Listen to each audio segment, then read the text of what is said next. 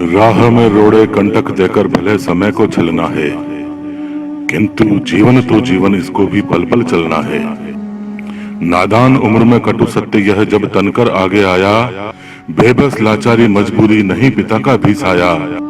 5 पुत्रों ने पांडव बन तब कुरुक्षेत्र को जीता था, अब 5 बेटियों की बारी जब घर में सब कुछ रीता था। जीवन रण में निकल चली है चाहे केतली हाथों में, प्रण लिए मिटाने का जो है दुर्भाग्य लकीरें माथों में।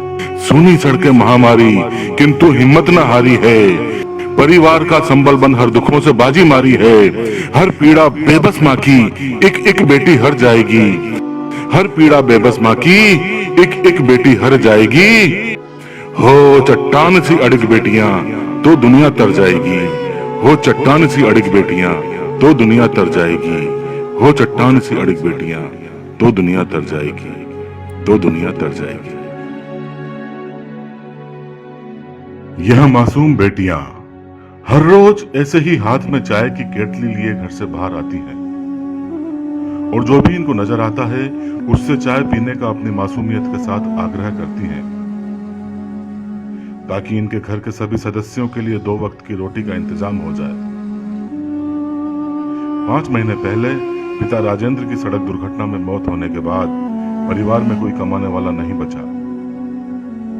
जैसे तैसे वक्त बीतता जा रहा था, लेकिन कोरोना काल में लॉकडाउन का यह वक्त मानो परिवार पर पहाड़ बनकर टूटा। माँ जो छोटा मोटा काम कर अपना गुजारा कर रही थी, बेटियों का पेट पाल रही थी, वह भी रुक गया।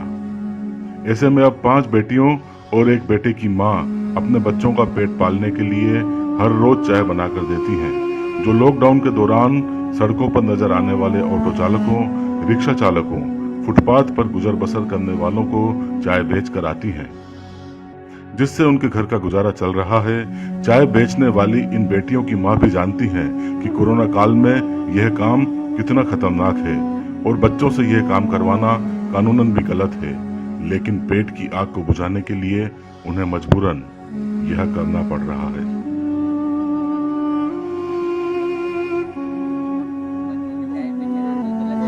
गलत है ना, लेकिन मजबूरी है ना, पेट के लिए तो चाहिए ना उनको, बाल बच्चे को खिलाने के लिए। मैं बना देती हूँ, बच्चे देने चल जाते हैं, दुकान पे मैं जा ही नहीं सकती हूँ, ये बच्चे ले जाते हैं, चाय बेच के गुजारा कर दो। कितने बच्चे हैं? 6 बच्चे, 5 लड़कियाँ 1 बेटा, वो भी छोटा है, अभी 5 साल का।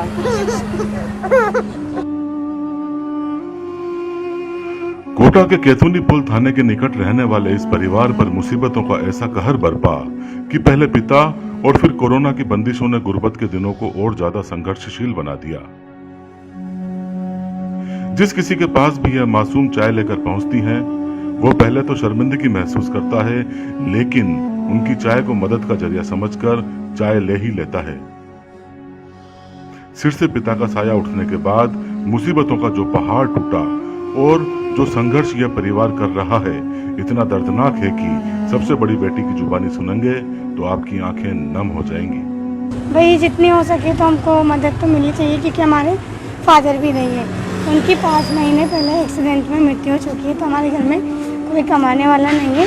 और हमारे सबसे छोटा भाई है, वो बहुत छोटा है, और हमारी मम्मी हमें जाने कैसे खिला रही है 3-4 महीने से। पूरा घर कर्ज पापा ही चलाते थे और कोई भी नहीं है हमारे घर कर्ज चलाने के। तो क्या अभी कुछ नहीं है घर के? नहीं, अभी कुछ भी नहीं है। जाने के हम थोड़ी सी 150 रुपए की चाय बिक जाती है, उससे अपना घर कर्ज चला रहे। तो कौन कौन बेचता है चाय?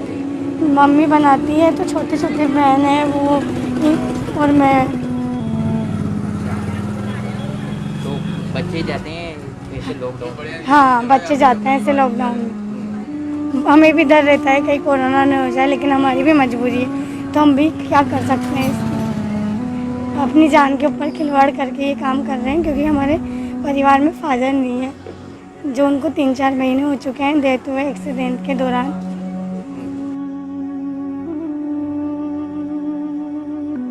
लॉकडाउन की इस विषम परिस्थिति में सरकार और भामाशाहों द्वारा जरूरतमंदों की मदद भी खूब की जा रही है, लेकिन इस परिवार पर अभी तक मदद नहीं पहुंच सकी है, इस परिवार को इस वक्त मदद की दरकार है।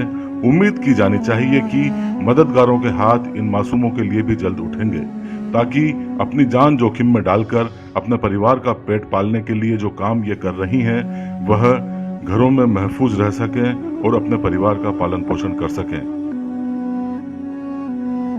अगर आप इन बेटियों की मदद करना चाहते हैं तो कोटा के केथोनी पुल थाने के निकट ही यह परिवार रहता है। Bureau report, kotaKhabar.com।